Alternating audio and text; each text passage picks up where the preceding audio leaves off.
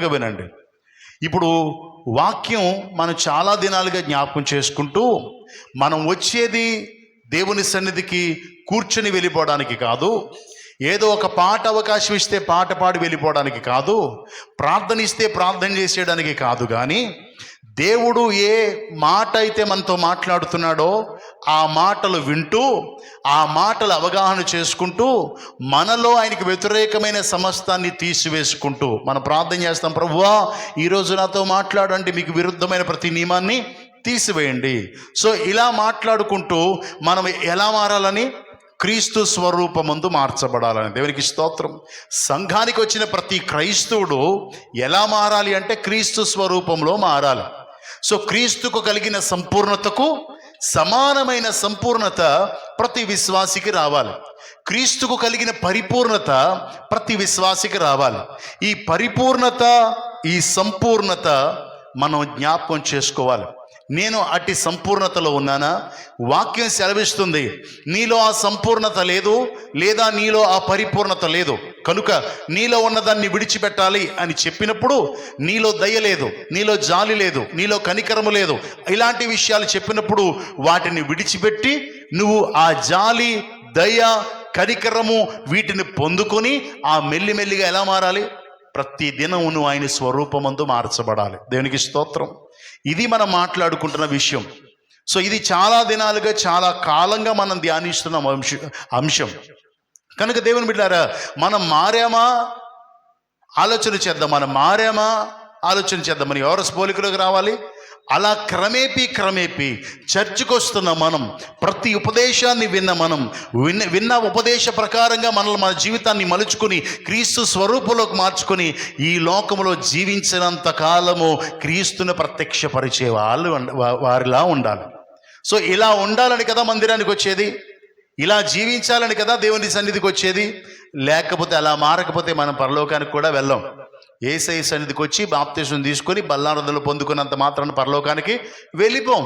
మన తపన, మన నిరీక్షణ విడిచి మనం ఏదో వచ్చి వెళ్ళిపోయాము అనుకునేలా ఉండకూడదు.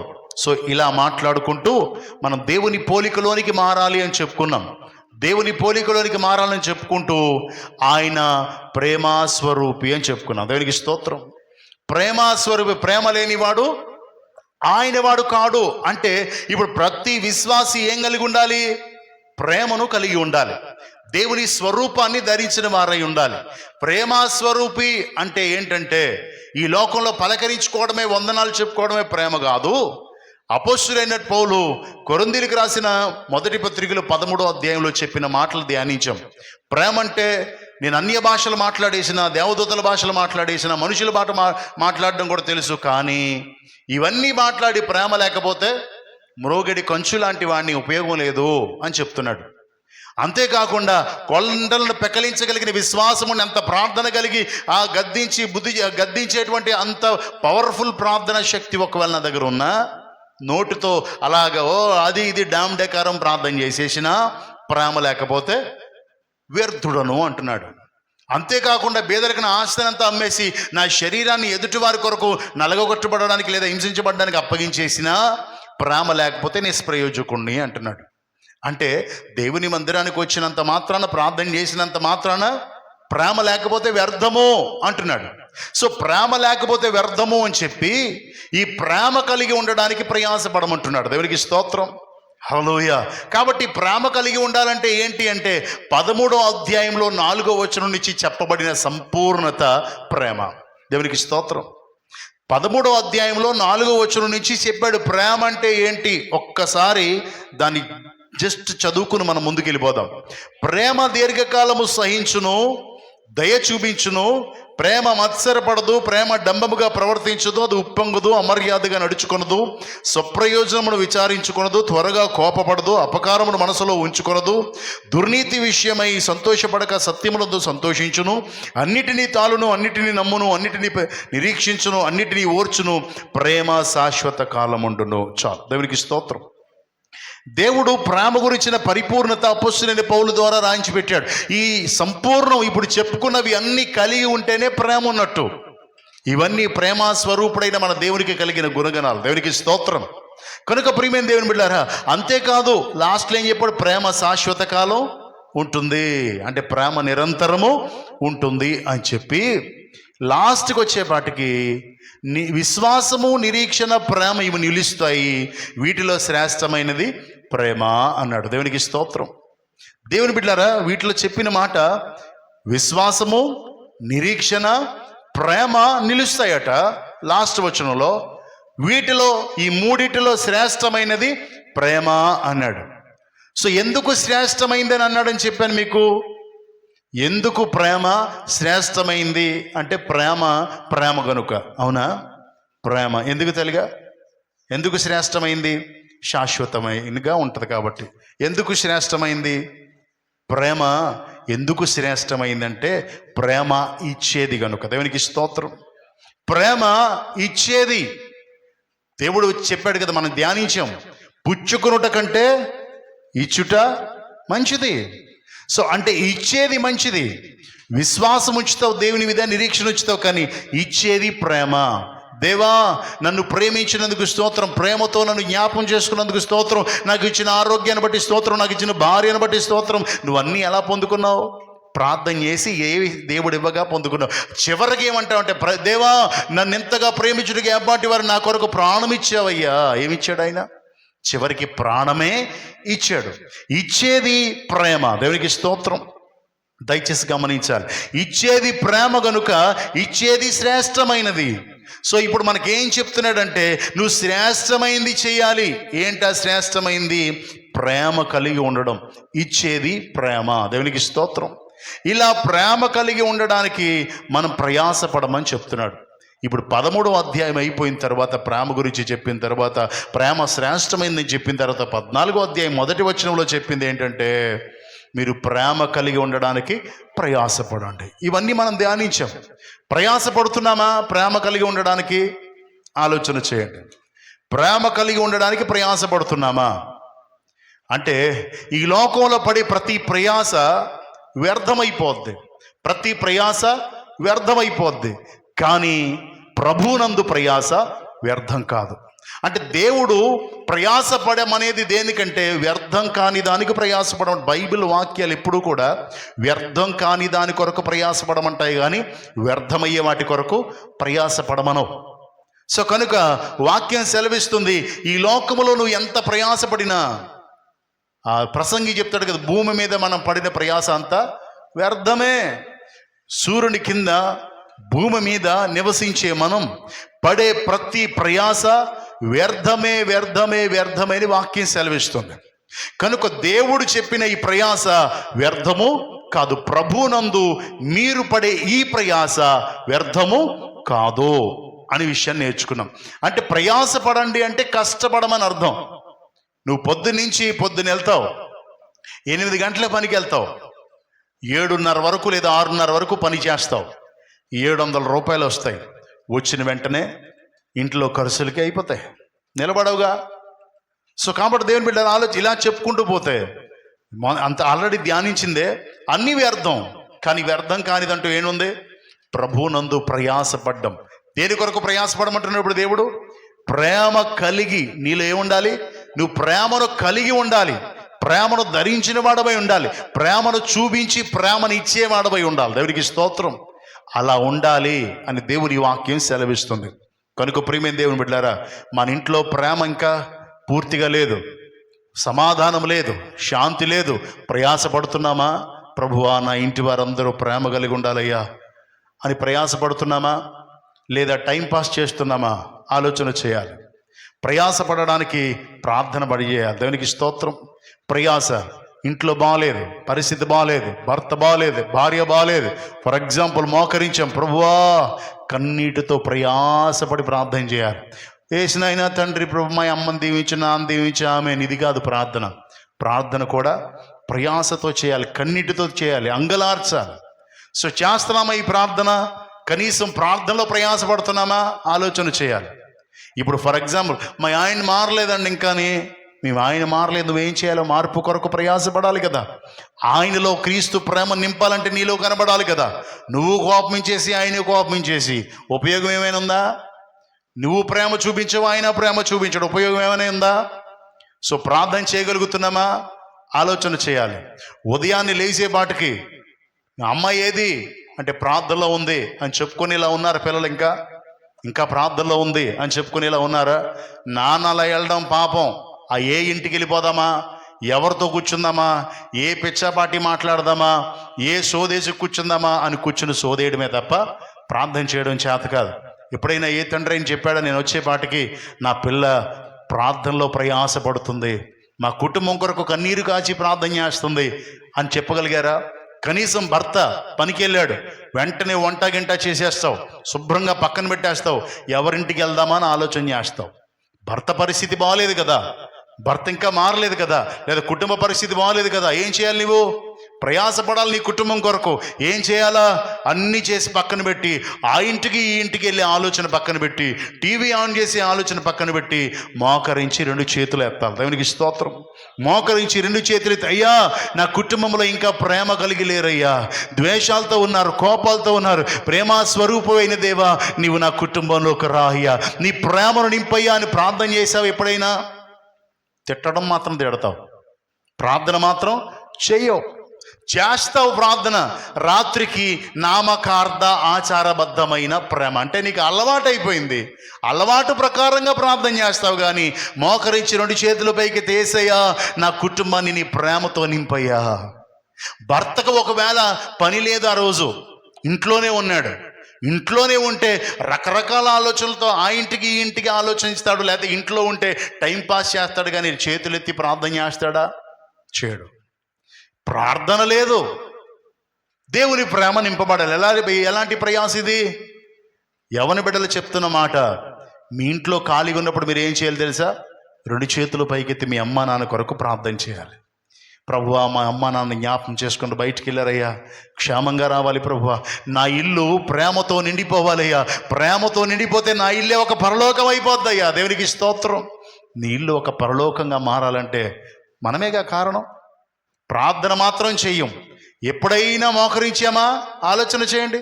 రాత్రికి నామకార్థంగా మోకరిస్తున్నాం, అలా కాదు. ఇక్కడి నుంచి, ఈ రోజు నుంచి దేవునికి స్తోత్రం. ఖాళీ ఉన్నప్పుడు, పిల్లలు ఇంట్లో ఉంటే, సెలవు ఉంటే, చదువుకున్నది చదివేసుకుని పక్కన పెట్టేసుకున్నాక 2 చేతుల పైకెత్తి నీ కుటుంబం కొరకు కన్నీరు కార్చాలి, నీకున్న అవసరతల కొరకు కన్నీరు కార్చాలి, నీ కుటుంబంలో ఉన్నటువంటి ఆ గలిబిలి కొరకు కన్నీరు కార్చాలి, సాతాను చేసేటువంటి ఆ అల్లర్ని తరిమి కొట్టడానికి నువ్వు కన్నీరు కార్చి ప్రార్థన చేయాలి, ప్రయాసపడాలి. దేవునికి స్తోత్రం.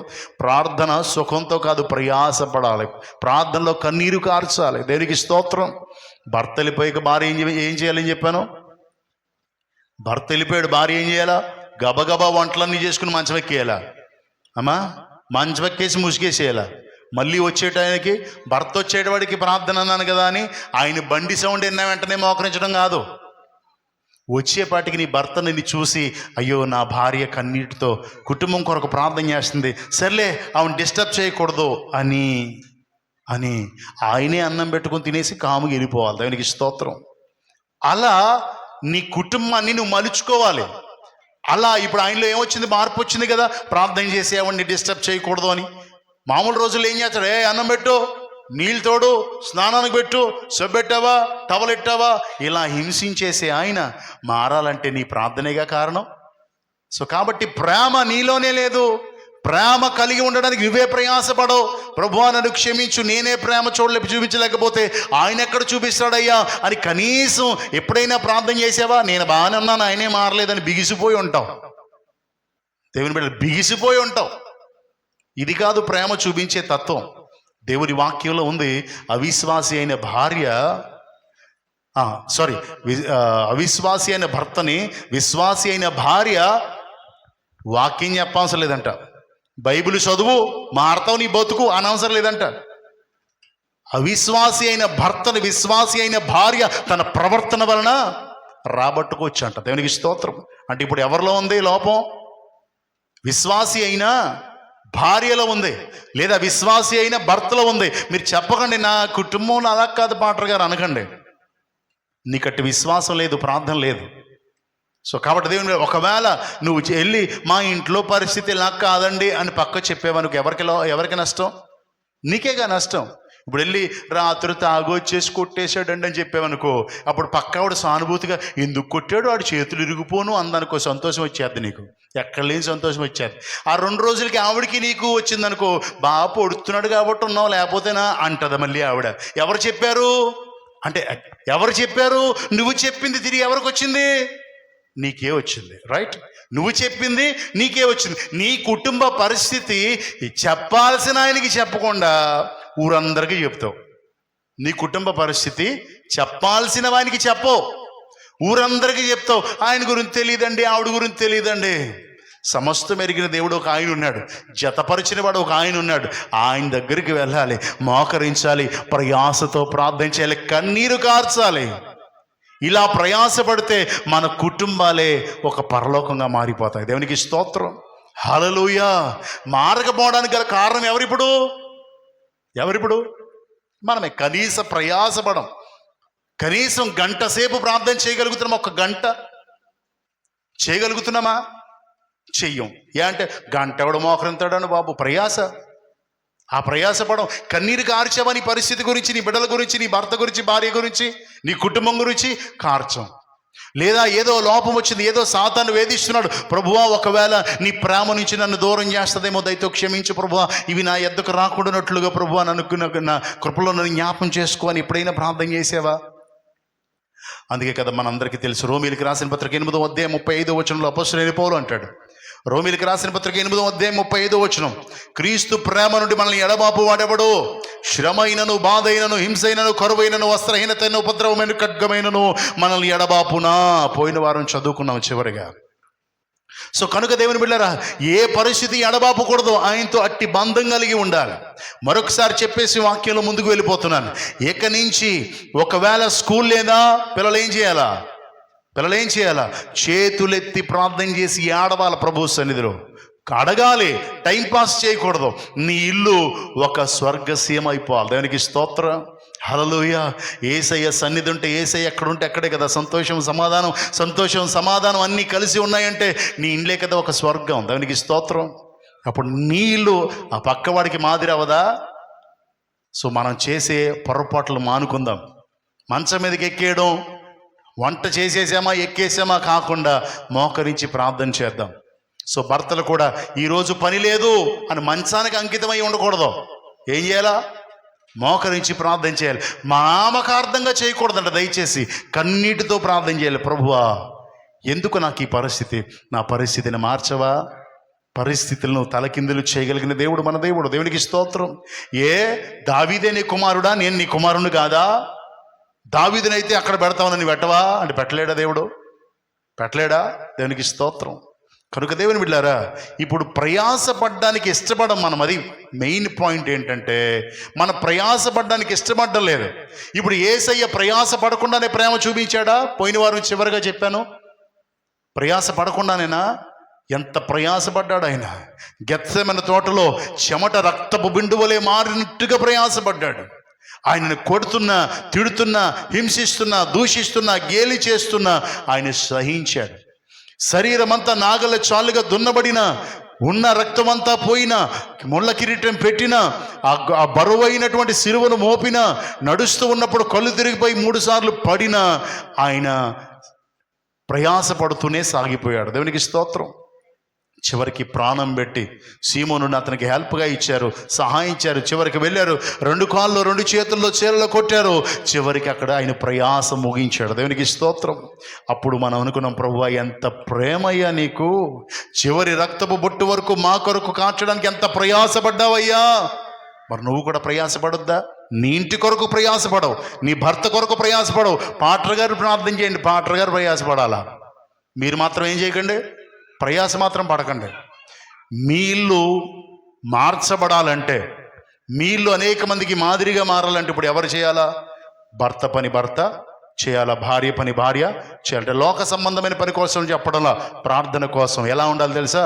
అమ్మో నేను వెళ్ళేపాటికి బయట నుంచే ఏమే అని పెద్ద కేకేయడు, ఇంకా అమ్మో ప్రార్థనలో ఉందేమో అని మెల్లిగా వెళ్ళి తలుపు చేసి ప్రార్థనలో ఉందిలే, నేనేం చేయాలా, వచ్చి తినేసి వెళ్ళిపోదాంలే అని మనసు అతనికి దేవుడు ఇస్తాడు. సో 1-2 సార్లు మనం ట్రై చేస్తే, అలా ప్రార్థన చేస్తే దేవుడు మనసులు మార్చేస్తాడు. సో అలా మార్చేలాగా చేయాల్సింది మనమే. సో కాబట్టి మరొకసారి చెప్తున్నాను, గమనించండి. పని లేకపోతే మంచానికి పరిమితం కాకండి, చేతులెత్తి ప్రార్థన చేయడం మొదలు పెట్టండి. భర్త బయటికి వెళ్ళిపోతే భార్యలు మంచానికి పరిమితం కాకండి, చేతులెత్తి ప్రార్థన చేయండి. ఇలా బిడ్డలు స్కూల్ లేకపోతే ట్యాబ్లకి వాటికి పరిమితం కాకండి, చేతులెత్తి ప్రార్థన చేయండి. దేవునికి స్తోత్రం, హల్లెలూయా. అలా ప్రయాసపడాలి, మనం ప్రార్థనలో కూడా ప్రయాసపడాలి. కన్నీటితో నశించిపోతున్న ఆత్మల కొరకు దేవుని హృదయాన్ని మనం అనుసంధానం కలిగి దేవునిని ఆనుకున్న మనం దేవుని యొక్క భారాన్ని పంచుకుంటూ దేవుడు ఎంత బాధపడుతున్నాడో నశించిపోతున్న ఆత్మల కొరకు రోధించే కృప దేవుడు మనకిస్తాడు. దేవునికి స్తోత్రం, హల్లెలూయా. కాబట్టి దేవుని బిడ్డలారా గమనించాలని ప్రభువైన యేసుక్రీస్తు పేరు మనవి చేస్తున్నాను. ఇలా ఉండడం లేదని అపోస్తలుడైన పౌలు గలతీలో ఉన్న సంఘానికి రాస్తున్నాడు. మీ విషయమై నేను పడిన కష్టం వ్యర్థమైపోవునేమో అని మిమ్మల్ని గురించి బాధపడుతున్నాను అంటున్నాడు. ఎవరి విషయమై? సంఘం విషయమై. గలతీలకు రాసిన పత్రిక 4:11 ఉంటుందన్నమాట. సో అన్నీ చెప్పేసి ఆల్రెడీ దీన్ని ధ్యానించుకున్నాం మనం. స్వతంత్రత గురించి దానిలో ధ్యానించుకుంటున్నాం. గురువారం రాత్రి స్వతంత్రత అంటే ఏంటి ధ్యానించుకుంటూ దానిలో ధ్యానించాం. సో వీటన్నిటి విషయంలో అంటున్నాడు, మీ కొరకు నేను పడిన ప్రయాస వ్యర్థమైపోద్దేమో, మిమ్మల్ని క్రీస్తు స్వరూపంలోనికి మలచడానికి మిమ్మల్ని ప్రేమ స్వరూపుడైన దేవుని తత్వం మీలో రప్పించడానికి నేను పడిన ప్రయాస వ్యర్థమైపోద్దేమో, మీరు మాట వినడం లేదు అని బాధపడుతున్నాడు. కనుక అలా ఉండడానికి వీల్లేదు. మనందరికీ తెలుసు దెసలోనికేయులలో ఉన్న సంఘం ఎలా మారిందో. ఒకసారి చూద్దాం. దెసలోనికేయులకు రాసిన మొదటి పత్రిక, అపోస్తలుడైన పౌలు రాసిన మొదటి పత్రిక 1వ అధ్యాయం 2వ వచనం చదువుదాం. విశ్వాసముతో కూడిన మీ పని, ప్రేమతో కూడిన మీ ప్రయాస, మన ప్రభు అయిన యేసుక్రీస్తునందలి నిరీక్షణతో కూడిన మీ ఓర్పు, మేము మన తండ్రి అయిన దేవుని ఎదుట మానక జ్ఞాపకము చేసుకొనుచు మా ప్రార్థనల యందు మీ విషయమై విజ్ఞాపనము చేయుచు. చాలు. దేవునికి స్తోత్రం. దేవుని బిడ్డలారా, ఇప్పుడు ఇది కూడా మనం చదివేసిందే, ధ్యానించుకున్నాం ఆల్రెడీ. దీన్ని బాగా ధ్యానించుకున్నాం మనం. మాసిదోనియాలో ఉన్న సంఘం, ఇక్కడ దెసలోనికేయులలో ఉన్న సంఘం మాసిదోనియా నుండి అక్కయ వరకు అందరికీ మాదిరిగా మారిపోయిందంట. ఎందులో మాదిరి మారిపోయింది అంటే వారికంట విశ్వాసముతో కూడిన పని, ప్రేమతో కూడిన ప్రయాస. వారి ప్రయాస, వారి ప్రేమ, వారి విశ్వాసము, వారి నిరీక్షణ గురించి చెప్పుకుంటున్నారు. ఆ సంఘం నుంచి ఈ సంఘం వరకు వీరు ఇలా చెప్పుకోవడానికి కారకులు ఎవరు? సేవకుడు. సేవకుడు అంటాడు, మీరు మమ్మును క్రీస్తును పోలి నడుచుకున్నారు. ఇప్పుడు సంఘం ఏ పోలికలోకి రావాలని? క్రీస్తు పోలికలోనికి రావాలని. క్రీస్తు ప్రేమ కలిగిన వాడు కనుక అలా ప్రేమ కలిగి ఉండాలని. అయితే ఇక్కడ రాయబడిన మాట, ప్రేమతో కూడిన మీ ప్రయాస అంటే ప్రయాసలో ఏముంది? వీళ్ళకి ప్రేమ ఉంది. ప్రతి ప్రయాస ప్రతి ప్రయాస ప్రేమ కలిగి చూపిస్తున్నారు. ప్రయాసలో విసుగు లేదు, ప్రయాసలో చిరాకు లేదు. ప్రయాస పడేటప్పుడు ప్రేమ కలిగి ఉంటారంట. ప్రసాద్ అంటున్నాం, ఈయన అనుకుంటాడు ప్రతిదానికి ప్రసాద్ అంటాడు, నేను తప్ప ఎవరు కనపడినా ఈయనకి. సో గమ్ముని వాణి అన్నాం అనుకో, ఈయన కనపడిపోయింది, ఇటు దృష్టి మీద అడిపోయినా ఇంకా నన్నే అంటాడా అని అనుకోరంట. అలా ఏది చెప్పినా, సేవకుడు చెప్పినా ఆ పని ప్రేమతో చేస్తారంట. ఆ ప్రయాస, దాని కొరకైన ప్రయాస ప్రేమతో చేస్తారంట. దానిలో విసుగు కానీ, చిరాకు కానీ, కోపాలు కానీ కనబడవంట. ప్రేమతో చేస్తారంట. అంటే ఇప్పుడు దేని కొరకు ప్రయాసపడుతున్నారు? వాళ్ళు ప్రేమ కలిగి ఉండడానికి ప్రయాసపడుతున్నారు. దేవునికి స్తోత్రం, హల్లెలూయా. కనుక దేవుని బిడ్డలారా, తిమోతికి రాసిన మొదటి పత్రిక, అపోస్తలుడైన పౌలు తన ప్రియ కుమారుడైన తిమోతికి రాసిన మొదటి పత్రిక 4వ అధ్యాయం 10వ వచనం. మనుషులందరికీ రక్షకుడు, మరి విశేషముగా విశ్వాసులు రక్షకుడునైన జీవము కలిగే దేవుని యందు మనం నిరీక్షణ నుంచి ఉన్నాము గనుక ఇందు నిమిత్తమై ప్రయాసముతో పాటుపడుచున్నాము. చాలు.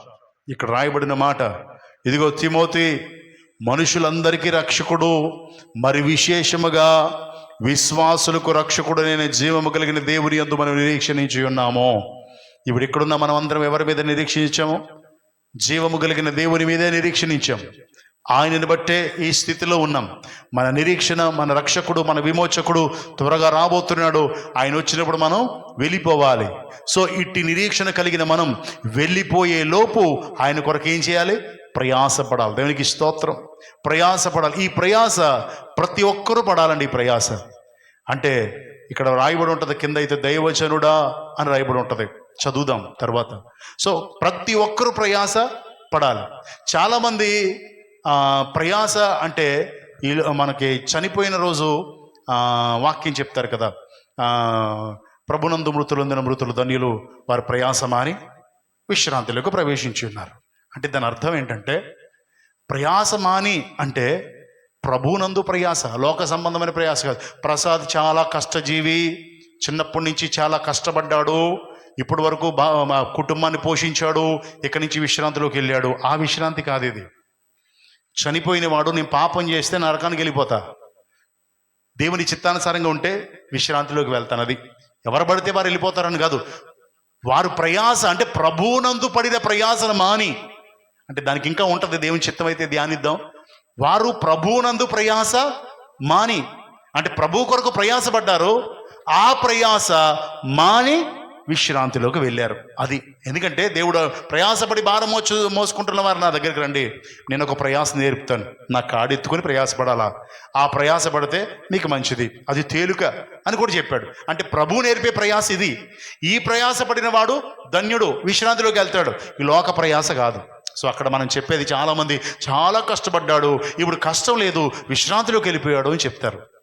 కానీ అది కాదు. కాబట్టి జాగ్రత్త గమనించాలి, దాన్ని కూడా మనం ధ్యానిద్దాం తర్వాత. కాబట్టి దేవుని బిడ్డలారా, ఇప్పుడు నిరీక్షణ కలిగిన మనకు కలిగిన నిరీక్షణ గురించి అనేక మందికి చెప్పి వాళ్ళని కూడా విశ్వాసంలోనికి, నిరీక్షణలోనికి, ప్రేమలోనికి నడిపించడానికి ప్రయాసపడాలి. ఇది ప్రభువునందు మనం పడే ప్రయాస. తిమోతికి రాసిన మొదటి పత్రికలోనే 6వ అధ్యాయం 11వ వచనం చదువుదామా. 6వ అధ్యాయం 11వ వచనం, దైవజనుడా నీవైతే వీటిని విసర్జించి నీతిని, భక్తిని, విశ్వాసమును, ప్రేమను, ఓర్పును, సాత్వికమును సంపాదించుకొనుటకు ప్రయాసపడుము. చాలు. ఇక్కడ వాక్యంలో చెప్తున్నాడు, దైవజనుడా అంటే సేవకుడా, లేదా దేవుణ్ణి సేవించే జనమా, దైవ జనమా అంటే ఇప్పుడు మనకి అందరికీ ఫస్ట్ ఆఫ్ ఆల్ దైవజనుడా, దైవ జనాంగమా, మీరైతే ఏం చేయాలైతే, నీవైతే వీటిని విసర్జించాలి. వీటిని విసర్జించి వేటి కొరకు ప్రయాసపడాలంటే నీతిగా జీవించడానికి ప్రయాసపడాలి, భక్తిగా ఉండడానికి ప్రయాసపడాలి, విశ్వాసంలో నిలకడగా ఉండడానికి ప్రయాసపడాలి, ప్రేమ చూపించడంలో ప్రయాసపడాలి, ఓర్పు, సాత్వికము ఇవి సంపాదించుకోవడానికి ప్రయాసపడాలి. దేవునికి స్తోత్రం. ధనం సంపాదించుకోవడానికి అని చెప్పలే ఇక్కడ. సో వేటిని విసర్జించి అన్నాడో దాన్ని కూడా మనం చూసుకోవాలి. కనుక ఇప్పుడు వేటిని విసర్జించి వేటి కొరకు ప్రయాసపడమన్నాడో వాటిని చూడాలి. విసర్జించమన్నా ఏమో విడిచిపెట్టేయాలి, ప్రయాసపడమన్నదాన్ని మనం ప్రయాసపడి సంపాదించుకోవాలి. దేవునికి స్తోత్రం. ఇప్పుడు పై వచనాలు చదువుదాం. 7, 8, 9, 10 చదువుదాం. మనం ఈ లోకములోనికి ఏమీ తేలేదు, దీనిలో నుండి ఏమీ తీసుకుని పోము కాగా అన్నవస్త్రములు గలవారమై ఉండి వాటితో తృప్తి పొందుదుము. ధనవంతులగుటకు ఆపేక్షించు వారు శోధంలోనూ, ఉరిలోనూ, అవివేకయుక్తమైన హానికరమైన అనేక దురాశలోను పడుదురు. అట్టి మనుష్యును నష్టములోను, నాశనములోను ముంచివేయును. ఎందుకనగా ధనాపేక్ష సమస్త కెడులకు మూలము. కొందరు దానిని ఆశించి విశ్వాసం నుండి తొలగిపోయి నానా బాధలతో తమ్మును తామే పొడుచుకొనిరి. దైవజనుడా నీవైతే వీటిని విసర్జించు. దేవునికి స్తోత్రం. దైవజనుడే కాదు, దేవుణ్ణి ప్రకటించడానికి, సువార్త చేయడానికి సిద్ధపడుతున్న అనేక మందిని రక్షించడానికి ప్రభు కొరకు ప్రయాసపడి మనందరికీ ఉన్నటువంటి వాక్యం ఇది. దేవునికి స్తోత్రం. దేవుని బిడ్డలారా, మనం ఈ లోకంలోనికి వాక్యం చెప్తుంది, ఇదిగో లోకంలోనికి ఏమీ తేలేదు, మనమేమీ తీసుకొని పోము. కాబట్టి మనకేం కావాలా? ఆహారము, వస్త్రాలు ఉంటే చాలు. దేవునికి స్తోత్రం. ఎన్ని ఉన్నా కావలసినవి రెండే, ఆహారము, వస్త్రము ఉంటే సరిపోద్ది. ఒకసారి ఇరాన్లోనే ఎక్కడో పెద్ద పేలుడేదో జరిగింది, ఏదో ఫ్యాక్టరీ ఏదో, చాలా మంది నష్టపోయారు. మరి బాంబింగ్ ఏదో నాకు గుర్తులేదు. సో అప్పుడు ఒక ఆయన ఫోటో వేశారు. ఆయన ఫోటో ఏంటంటే 12 బిల్డింగ్లు ఉన్నాయంట ఆయనకి, 12 బిల్డింగ్లు, పెద్ద పెద్ద బిల్డింగ్లు.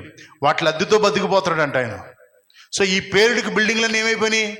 నేలమట్టం అయిపోయినాయి. ఇప్పుడు ₹1 రొట్టె కోసం ఎదురు చూస్తున్నాడంట. ₹1 బన్న కోసం చేతులు ఇలా పెట్టి చూస్తున్నాడు. రాశారు అక్కడ, ఆర్టికల్ రాశారు. సో అతనికి ఉన్నదంతా ఏమైపోయింది? అతనికి ఉన్నదంతా వ్యర్థమైపోయింది. ఇప్పుడు అతను చూసే దేనికోసం? ఆహారం కోసం. కనుక ఇక్కడున్న మనం అన్నపానములు కలిగి వస్త్రాలు కలిగి ఉంటే చాలు ప్రభువా. పరలోక ప్రార్థనలో కూడా దేవుడు ఏమి నేర్పించాడు? మా అనుదిన ఆహారం నేడు మాకు దయచేయము. కనుక ఇక్కడ రాయబడిన మాట, మనం ఏమీ తీసుకుని రాలేదు, ఏమీ తీసుకుని పోలేదు కాబట్టి అన్న వస్త్రములు గలవారమై వాటితో తృప్తి పొందుదుము. దైవజనుడా లేదా దైవ జనాంగమా, అన్న వస్త్రములు దేవుడు పెడుతున్నాడు కాబట్టి దాంతో తృప్తి పడిపో. దేవానికి స్తోత్రం, ఇంత ఇచ్చావు కాబట్టి స్తోత్రం. ధనవంతులగుటకు ఆపేక్షించకండి. ఏం దేనికంట? ధనవంతులు మన వాళ్ళు చాలామంది కోయిట్కి వెళ్తారు. కోయిట్, ఖత్తర్, దుబాయ్ ఇలా వెళ్తారు. వాళ్ళు కష్టపడి పని చేస్తుంటే వస్తున్నాయి డబ్బులు. దేవునికి స్తోత్రం. కష్టపడి పని చేస్తుంటే వస్తున్నాయి డబ్బులు. కానీ ఇది వేరు, ఆపేక్ష వేరు. సడన్గా నేను అయిపోవాలా, సడన్గా నేను ఏదో ఒక రీతిలో హెచ్చించబడాలా అని ధనాపేక్ష కలిగి అడ్డదారులు తొక్కే వాళ్ళు ఉంటారు. ఒకసారి ఒక నా సహోదరుడు ఉండేవాడు కోయిట్లో. అతని పరిస్థితి బాగలేదు. అంటే చాలామంది అన్నట్టుగా ముందు నొయ్య వెనకాల గొయ్య అన్నట్టుగా ఉంది. వాళ్ళ నాన్నగారు ఫోన్ చేశారు, బొంబాయిలో పాస్టర్ గారు. ఆయన ఫోన్ చేసి, బాబు మాకు ఒక్కడే కొడుకు, ఆడేదన్నా అయిపోతే మేము తట్టుకోలేము, కాబట్టి దయచేసి నీవే సహాయం చేయాలా అని అంటే, అప్పటికి నేను సేవకుని కాదు, సామాన్య విశ్వాసిని. అప్పుడు అడిగితే, అప్పుడు నీకు ఎంత నష్టం జరగకుండా ఎంతైనా నేను ఉన్నాను, భయపడొద్దు, నేను ఇచ్చేస్తాను ఇండియాలో నీకు అన్నాడు ఆయన. సో నేను కోయిట్లో అతనికి హెల్ప్ చేశాను. చాలా పెద్ద మొత్తం డబ్బు అది. వేరే వాళ్ళని తీసుకెళ్ళి లోన్ ఇప్పించి, ఆ లోన్ తీసుకొచ్చి వాడికి ఆ వడ్డీకి ఇప్పించి ఈ పని చేశాను. వాడికి ఇప్పుడు అప్పులు తీరాల. ఒక రోజు నా దగ్గరికి వచ్చాడు. వచ్చి, అన్న చాలా అప్పులు ఉన్నాయి, ఒక ఆలోచన వచ్చింది అన్నాడు. ఏంటి ఆలోచన అంటే, నేను పని చేసే చోట అకౌంటెంట్ ఒక ఆయన, బోరి ఆయన ఉన్నాడు. చాలా పెద్ద కంపెనీ వాళ్ళది. సో పేర్లన్నీ వద్దులే. ఆ కంపెనీలో ఎలక్ట్రానిక్స్ అన్నీ అమ్ముతారు, మొబైల్ నుంచి మొత్తం కెమెరాల నుంచి అన్నీ కూడా. సో బోరి వాడు అక్కడ ఉన్నాడు. వాడు వెళ్ళిపోయేటప్పుడు డబ్బంతా మూట కట్టుకుని వెళ్తాడు. రాత్రిపూట ఆయన్ని కొట్టి డబ్బంతా తెచ్చేసుకుందాం అనుకుంటున్నాను అన్నాడు. అంటే అతని అవసరత తీరడానికి కష్టపడ్డం కాకుండా ఒక్క నైట్ కొడితే కొన్ని లక్షలు వచ్చేస్తాయి. అప్పుడు నేను తిట్టి పంపించాను. అంటే అతని ఆలోచన ఏ ఆలోచన? ఒక్క రాత్రిలో తన అవిధేయత వల్ల అప్పులైన వాడు సడన్గా ధనం ఇలా వస్తే నేను అన్నిటి నుంచి విడిపించబడతాను కదా అని ఆలోచన. నిజంగా అలా చేస్తుంటే ఏమైపోతాం? డైరెక్ట్గా జైల్లో కూర్చుంటాం కదా. జైల్లో కూర్చుని ఈ ఆపేక్ష కాస్త నష్టంగా మార్చబడుతుంది. సో మనకు కూడా అలాంటి ఆలోచనలు వస్తాయి. ఈ ఆలోచన మంచిది కాదు అనే విషయం మనం గమనించాలి. దేవునికి స్తోత్రం. ధనాపేక్ష కలిగి ఉండొద్దు. ధనవంతులగుటకు ఆపేక్షించకండి. ఇప్పుడు సేవకులు కూడా ఏ ఆలోచన, ఒక పాస్టర్ గారు నాకు రిక్వెస్ట్ ఇచ్చారు, ప్రేయర్ రిక్వెస్ట్. ఏంటో తెలుసా? అమెరికాలో ఒక లైన్ తగిలింది, ఒక లైను. ఆ లైను బలపరచబడిపోవాలా. బలపరచబడిపోతే ఏదంటారు, తొడిదండ్రుల కింద వచ్చేడిపోద్దంట. అప్పుడు మనం అందరం కార్లు తీసుకుని గొప్ప పరిచర్య చేయొచ్చు. సో దేవుడు ఎటు చూడమన్నాడు? ఆయన వైపు చూడమన్నాడు.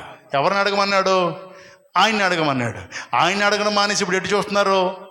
సో ఇది ఆపేక్ష అనాలా వద్దనాలా? అది నష్టాన్ని తీసుకెళ్తుందా, లాభాన్ని తీసుకెళ్తుందా? నష్టం తీసుకెళ్తుంది. విసర్జించండి రా బాబు అంటే విసర్జించట్లేదు. సేవకులేంటి, విశ్వాసులేంటి కదా, విసర్జించండి. మొన్న లేటెస్ట్గా మనందరికీ తెలుసు, 1,00,000 ఇస్తే 2 లక్షలు వచ్చేస్తాయి బెట్టింగ్. అది కూడా ధనాపేక్ష కదా.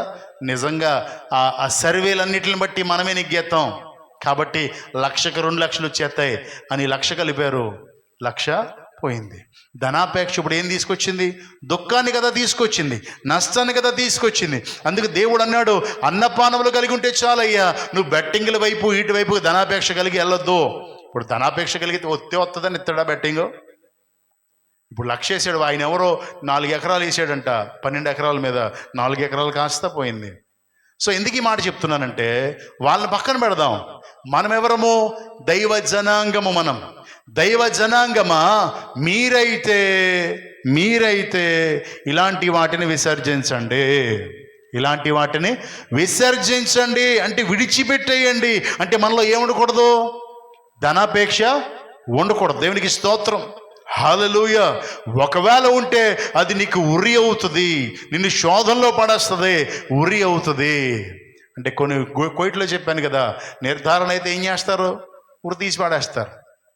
అవునా? ఇప్పుడు ధనాపేక్ష ఏమైంది? ఒకవేళ నిజంగా అలా జరుగుంటే ఉరి అయ్యేది, సో ప్రాణం పోయేది. కనుక దేవుని బిడ్డారా, ధనాపేక్షతో దొంగలు ఉన్నారు, ధనాపేక్షతో వచ్చి చంపేయడం లేదు. సో కాబట్టి గమనించాలి, ఇలాంటి విషయాల్లో మనం దూరంగా ఉండాలని వాక్యం సెలవిస్తుంది. అంటుంది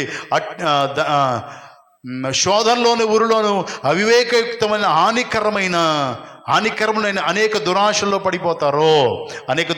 పడిపోతారు. అట్టివి మనుషులను నష్టములోను నాశనములోను ముంచివేయును. దేవునికి స్తోత్రం. ఇలాంటి ఆలోచన, ఇలాంటి ఆపేక్ష నాశనానికి తీసుకెళ్ళిపోద్ది, అంటే నరకానికి తీసుకుపోద్ది. సేవకుడైనా సరే, దేవుడు ఏది వద్దు అన్నాడో దాన్ని పెట్టుకుంటే సేవకుడైనా సరే, గొప్ప వర్తమానికుడైనా సరే ఎక్కడికి వెళ్ళిపోతాడో, నాశనానికి వెళ్ళిపోతాడు. కాబట్టి దేవుడు అంటున్నాడు, ఎందుకనగా ధనాపేక్ష సమస్త కీడులకు మూలము. అసలు కీడు ప్రారంభమే ధనాన్ని బట్టి స్టార్ట్ అవుద్ది.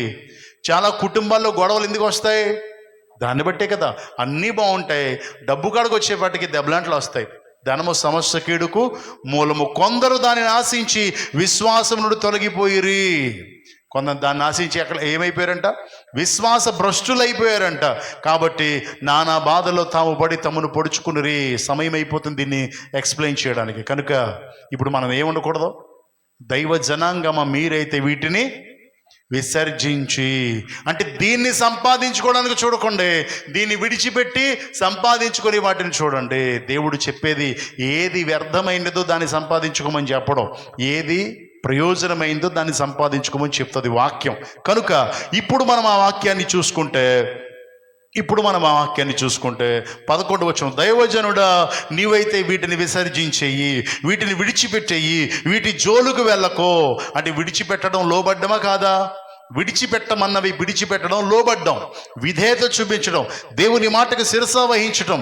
కాబట్టి లోబడకపోతే దేవునికి వ్యతిరేకంగా ఉండడం, దేవునికి విరుద్ధంగా ఉండడం, ఆయన మాటను లక్ష్య పెట్టకపోవడం. ఇలా సేవకులు ఉంటున్నారు, విశ్వాసులు ఉంటున్నారు. అలా ఉండొద్దు అని వాక్యం సెలవిస్తుంది. దేవునికి స్తోత్రం. మన గోడపల్లి చర్చ్ కట్టుకున్నాం, మనమందరం కలిసి. ఇక్కడ మీరు కూడా సహకరించారు. ఎంతమందిని బయట వాళ్ళని మనం ఆశ్రయించాం? ఇచ్చిన 2000, 3000, 1000, 10,000, 1,00,000 కదా. మనందరం కట్టుకోలేదా? ఎక్కడి నుంచి కనెక్షన్ వచ్చింది మనకి? సో మనం దేవుణ్ణి ప్రార్థించి అడిగాం, అద్భుతమైన మందిరాన్ని మనం కట్టుకోగలిగాం. దేవునికి స్తోత్రం.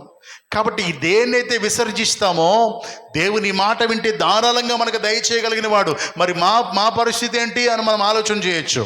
దేవుని బిడ్డలారా, అందుకే దేవుడు అంటాడు కదా, నీతిని, భక్తిని, విశ్వాసమును, ప్రేమను, ఓర్పును, సాత్వికమును సంపాదించుకోవడానికి ప్రయాసపడండి. యేసు రక్తంలో కడగబడి, భయభక్తులు కలిగి, విశ్వాసంలో స్థిరపరచబడి, క్రీస్తు ప్రేమను కనపరచుటలో ఓర్పు సాత్వికమును సంపాదించుకున్న వారమై ఉండాలి. అందుకే ప్రేమ కలిగి ఉండటకు ప్రయాసపడాలి. దేవునికి స్తోత్రం. హల్లెలూయా. అందుకే కదా మనందరికీ తెలుసు, ఆత్మఫలములో మొదటిది ఆత్మానుసారంగా నడుచుకున్నాను అంటే నీలో ఉండాల్సిందే ప్రేమ. ఆత్మానుసారంగా నడుచుకోవడం అంటే చర్చిలో గొంతులేసేయడం, అటు ఇటు దొల్లేయడం కాదు. చర్చిలో గొంతులేసి దొల్లేసి నిలబడి నాకు ఒక గొప్ప వెలుగు వచ్చింది, ఇది కాదు. మన్నాడు పొద్దున్న బూతులు వచ్చాయి, ఇది కాదు. ఆత్మతో నింపబడ్డం అంటే, దేవుని ఆత్మచేత నింపబడినప్పుడు ప్రేమ, సంతోషము, సమాధానము, దీర్ఘశాంతము, దయాలత్వము, మంచితనము, విశ్వాసము, సాత్వికము, ఆశా నిగ్రహము, ఇవి నీలో కనబడాలి. దేవునికి స్తోత్రం. హల్లెలూయా.